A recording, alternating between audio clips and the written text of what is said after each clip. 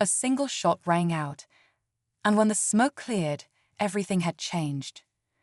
The sharp crack of the gunshot echoed through the smoky haze, cutting through the chaos like a blade. For a heartbeat, everything stood still. No shouting, no movement, just the faint whisper of dust settling in the quiet that followed.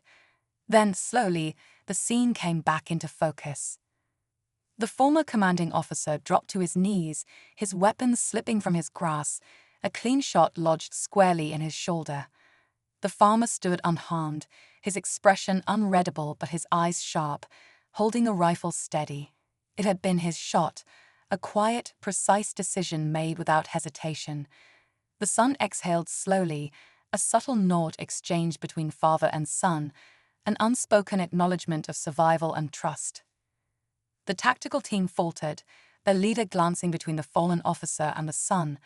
Without their commanding voice, their purpose unraveled. They weren't prepared for resistance, not like this. Some of them dropped their weapons, others simply backed away, realizing they were part of something bigger than they'd signed up for. The bikers, scattered and disoriented, took the chance to flee into the night, leaving their broken pride behind with the dust and smoke. They'd come looking for trouble and found a war they never understood. The son approached his father, his breath steadying as he holstered his weapon. "You okay?" he asked quietly. The farmer gave a slight nod, wiping the sweat from his brow with the same calm he'd carried through the entire ordeal. "Could have handled a few more," he muttered with a faint grin. As dawn crept over the horizon, painting the sky in streaks of orange and pink, the tension finally began to fade. The farmhouse, battered but standing, seemed almost defiant against the scars of the night's battle. The son knew this wasn't the end of the story. His past had found him, and it might find him again. But for now, they had won. Not because of weapons or tactics, but because of something stronger: family, resilience, and the quiet power of standing your ground. And as he stood beside his father, the sun rising behind them, he realized some battles aren't fought on distant fields. They are fought at home, where it matters most. 987. The open roads stretched for miles, cutting through the heart of the countryside like a scar on the land. The sun was setting, casting long shadows over the fields, and the only sounds were the chirping of crickets and the distant rumble of engines. That rumble grew louder, rolling in like an approaching storm. A group of bikers, clad in leather and covered in dust from the journey, thundered down the road, their laughter sharp against the quiet evening. They weren't just passing through, they were looking for trouble. They'd pulled up to a small farmhouse, its weathered wood and flickering porch light making it seem like an easy target.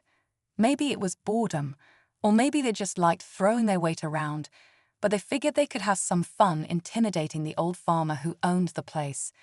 They had done it before in other towns, harassing locals, taking what they wanted, leaving destruction behind. But what they didn't know was that this time they had picked the wrong house. Inside, the farmer sat at the kitchen table, his hands rough and scarred from years of hard work. He was alone, except for his son, who had just arrived home. The bikers didn't know about him, and if they had, they might have thought twice about what they were about to do. Because this wasn't just any man. His son was something else entirely. A soldier, a warrior, a force master. He had been trained in ways they couldn't even begin to understand, had fought battles far beyond anything they could imagine. The moment the first biker kicked over a bucket outside, the father simply exhaled, calm and steady. "You should leave," he murmured under his breath. But they wouldn't. They never did, until it was too late. The screen fades to black. The sound of heavy boots echoed on the wooden porch, followed by rough knocks on the door. The farmer didn't flinch. He'd seen storms before, real ones, and the kind that came wearing leather jackets. His son stood quietly in the shadows of the small kitchen, his sharp eyes tracking every movement outside. There was a certain stillness about him, the kind that came from years of discipline, battles fought far from home, and a deep understanding of what real danger looked like. This wasn't it. Not yet. The door swung open with a loud creak, and the bikers barged in, their leader swaggering like he owned the place. He was tall, broad-shouldered, with a smirk plastered across his face, the kind of man used to getting his way through intimidation. "Nice little place you got here, old man," he sneered, knocking over a chair just to make a point. The farmer stayed seated, his hands steady, while his son remained in the shadows, unnoticed. "What do you want?" the farmer asked quietly, his voice calm, almost too calm for the situation. The leader grinned, glancing back at his crew. "Oh, nothing much. Just passing through. Thought we'd say hello. Maybe take a little something for the road." The others chuckled, spreading out, knocking over a few more things, trying to stir fear. But the fear never came. The son's eyes never left them. His mind wasn't filled with panic but calculation, every exit, every angle, every weakness. He'd been trained for this, though his training wasn't from any regular military. He'd served in places that didn't make the news, fighting battles that most people would never know existed. They called him a force master for a reason, not just because of his skills, but because of what he could do when pushed. The bikers had no idea. They thought they were in control, but the air was shifting, thick with an invisible tension, like the moment before a thunderstorm cracks open the sky. The farmer gave his son a single glance. A silent message passed between them. It wasn't fear, it was permission. And that's when everything began to change. The leader of the bikers leaned in closer to the farmer, his grin fading slightly when he noticed the old man's calm, unshaken eyes. There was something unsettling about that quiet confidence, but pride kept the biker from backing down. "You're not scared, huh?" he muttered, gripping the farmer's worn shirt collar and yanking him to his feet. The wooden chair scraped loudly against the floor, breaking the fragile silence. Before the farmer could respond, a shadow moved. Fast, too fast for anyone to react. The sun stepped out from the darkness, his presence shifting the entire room's energy. His expression was controlled, eyes sharp, yet there was something deeper hidden beneath, like a wildfire held back by thin glass. He didn't say a word. He didn't need to. The farmer gave him a sideways glance, not asking questions. He already knew his son's past was more complicated than he'd ever let on. This wasn't just about some gang picking the wrong house. It was bigger, much bigger. The SUV screeched to a halt, and armed men in tactical gear poured out, moving with military precision. No hesitation, no shouting, just silent, efficient formation. Their leader, a tall figure with a scar running down his cheek, stepped forward, his gaze scanning the bikers like they were nothing more than obstacles. Then his eyes locked onto the farmhouse.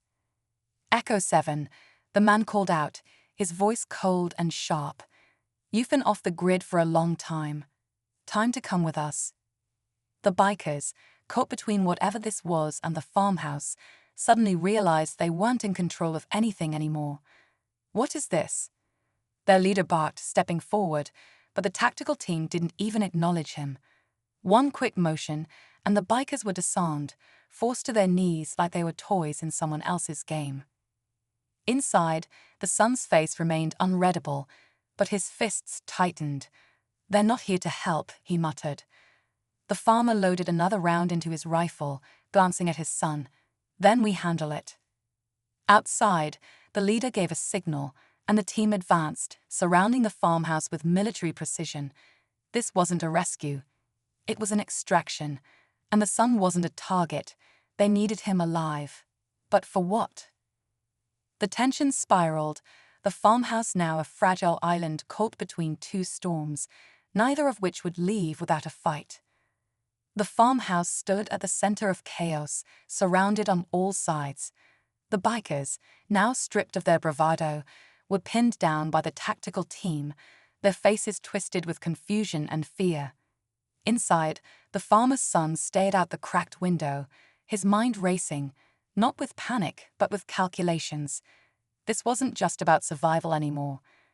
This was about finishing what had started long before these bikers ever showed up. The tactical leader raised his hand, signaling his team to move in. They advanced in perfect formation, sleek and efficient, their weapons trained on the farmhouse. The Sun knew their strategy. They'd breach from two sides, corner him, and take him alive. He also knew something they didn't. This wasn't just his home. It was his stronghold. With a sharp nod to his father, the Sun sprang into action. Smoke grenades, old ones tucked away for emergencies, rolled out from hidden spots under the porch. Thick clouds erupted, swallowing the tactical team's line of sight. The bikers, still kneeling, saw their chance and scattered, turning the battlefield into complete chaos. Using the confusion, the Sun moved like a shadow, slipping out the back door with the precision of someone who'd done this before. He took down two operatives in quick, silent strikes, their bodies crumpling without a sound. The farmer, positioned near an upstairs window, provided cover with his rifle, every shot deliberate and controlled. But just as they seemed to gain the upper hand, the twist came. A voice crackled through the tactical team's radio, familiar, cold, and unmistakable. The Sun froze mid-step. "Stand down, Echo 7, or your father dies." The voice wasn't from the tactical leader. It was from someone deeper in the shadows, someone from the Sun's past. A figure emerged through the smoke, dragging the farmer forward, a gun pressed to his temple. It was the Sun's former commanding officer, a man he thought was long gone. "You really thought you could disappear forever?" The man sneered. "You're not here because of them. You're here because of me." The Sun's heart pounded, but his face remained calm. He slowly raised his hands, stepping into the open. The air was thick with tension, every heartbeat stretching time. Then, with one final fluid motion, the Sun made his choice. A move so fast, so precise, it blurred the line between instinct and strategy. The leader barely registered the movement before he was flat on his back, gasping for breath. The Sun hadn't thrown a punch in the usual sense. It was more like a precise, fluid motion, effortless yet devastating. The other bikers froze for a split second, trying to process what had just happened. Then chaos erupted. But this wasn't a bar fight, not the kind they were used to. The Sun moved like he'd been forged for moments like this. Every step, every strike was calculated, controlled. He didn't waste energy. He didn't hesitate. He wasn't fueled by rage, but by something far more dangerous, discipline. One biker reached for a metal pike near the door, swinging wildly. The Sun ducked effortlessly, grabbing the man's wrist with a grip that made him drop the weapon instantly. A twist, a sharp movement, and the biker crumpled to the floor, groaning in pain. The others weren't faring any better. Meanwhile, outside, a lookout from the gang heard the commotion and radioed someone. Reinforcements. They weren't just a random group of bikers. They were connected to something bigger, something darker. They had ties to a network that thrived on control, intimidation, and fear. They didn't know who the farmer's son was, but soon they'd find out. And they'd realize it wasn't just a fight. It was a mistake, one that would spiral far beyond this quiet farmhouse. The farmhouse had turned into a battleground, but the real fight was just beginning. As the last of the bikers inside hit the floor, groaning and defeated, the Sun stood in the dim light, his chest rising and falling with steady breaths. His face remained unreadable, the same calm etched into every line, but his eyes flicked toward the window. He could feel it, the shift in the air, the distant roar of engines growing louder. Reinforcements were coming. Outside, headlights pierced the darkness, cutting across the empty fields like sharp blades. More bikers, a larger group this time, rolled in with a vengeance. They weren't here to scare anyone. They were here for payback. Their leader had already called in men from nearby towns, pulling in favors from people who owed him. This wasn't just a random gang anymore. It was an organized crew with a reputation to protect. They thought they were hunting prey. Inside the house, the farmer remained quiet, grabbing an old radio from the shelf and sliding it across the table toward his son. "It's not over," he said simply. The Sun picked it up, tuning into a secure frequency he hadn't touched in years. His voice was low but clear. "This is Echo 7. I'm calling in a code red." Silence followed on the other end for a beat, then static crackled, and a voice replied. Echo 7. Thought you were out. Not anymore, the son answered, his gaze fixed on the lights growing brighter outside. The bikers surrounded the farmhouse, their engines rumbling like a storm trapped in metal. They dismounted, weapons in hand, chains, bats, whatever they could grab. Their leader, bruised from the earlier fight but fueled by rage, barked orders. Bring them out. But the son didn't plan on waiting. Moving with precision, he secured the doors and checked the old farmhouse layout. Every window, every blind spot. He wasn't defending a house, he was preparing a battlefield. The farmer loaded his old hunting rifle, his hands steady as ever. Didn't think we'd be doing this again, he muttered. His son gave a faint smile. Me neither. Outside, footsteps crunched closer, voices shouting threats. Inside, silence, sharp, tense, waiting to snap. Then, just as the bikers reached the porch, a distant sound echoed through the fields. A low, rhythmic thumping growing louder. Not engines, something else. Reinforcements were on the way, but whose? The tension thickened, hanging in the air like the final breath before a storm unleashes its fury. The thumping grew louder, steady and rhythmic, cutting through the tense silence like a heartbeat on the edge of panic. The bikers paused, their confident smirks fading as they turned their heads toward the dark horizon. It wasn't the sound of more bikes. It was heavier, sharper, mechanical in a way that didn't fit the rural setting. The son's eyes narrowed. He recognized that sound. It wasn't reinforcements. At least, not his.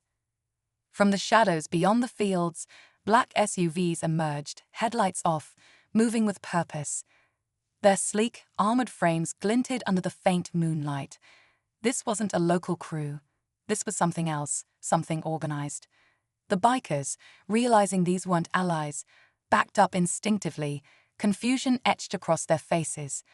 The farmer's son gripped the radio tighter, his jaw clenching. They found me.